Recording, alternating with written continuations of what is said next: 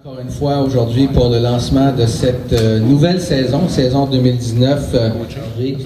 Vous savez, le Québec, on a un calendrier de plus de 300 événements annuellement, donc plusieurs événements internationaux.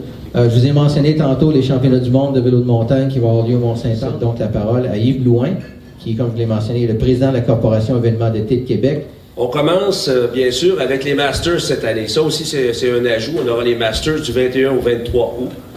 C'est les mêmes parcours, finalement, que les championnats du monde, donc une semaine à l'avance. À partir du 21, on présente le cross-country, ainsi que la descente. Les gens pourront trouver l'information sur le site msa2019.com. Mais aussi, cette année, on a un ajout, c'est le e-bike. Ça, c'est tout nouveau. Premier championnat du monde. Premier championnat du monde de e-bike qui va se tenir chez nous. Donc, c'est un vélo assisté. C'est pas un vélo électrique, c'est pas une moto.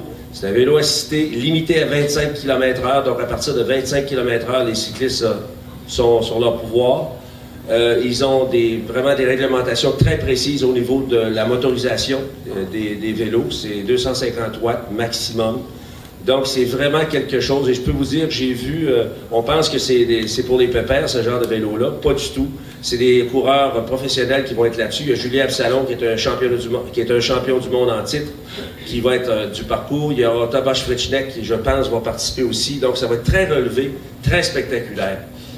On a le Tour de Beauce qui revient, qui en est à sa 34e édition, si je ne me trompe pas.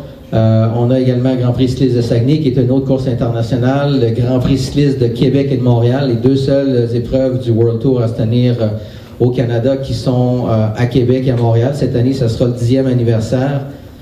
Les championnats canadiens qui reviennent encore une fois au Québec. L'année dernière, ils étaient au Saguenay. Cette année, ce sera de retour en Beauce avec nos amis du Grand Prix cycliste.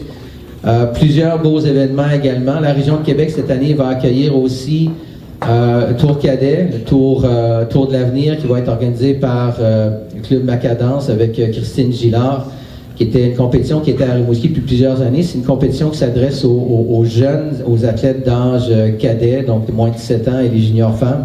Une épreuve à laquelle Simone a participé pendant plusieurs années et qu'elle a remportée. Les épreuves comme ça sont excessivement importantes dans le développement du cyclisme au Québec.